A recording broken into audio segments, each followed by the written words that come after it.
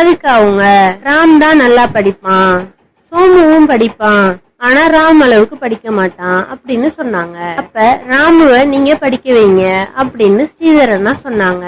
சோமுக்கு நான் ஒரு வேலை வாங்கி தரேன், எனக்கு தெரிஞ்ச ஸ்வீட் கடையில சோமுக்கு வேலை அரேஞ்ச் பண்றேன் அப்படின்னு சொன்னாங்க. அப்புறம் ராமுவ காலேஜ்ல சேர்த்தாங்க. அவன் படிக்க போனான்.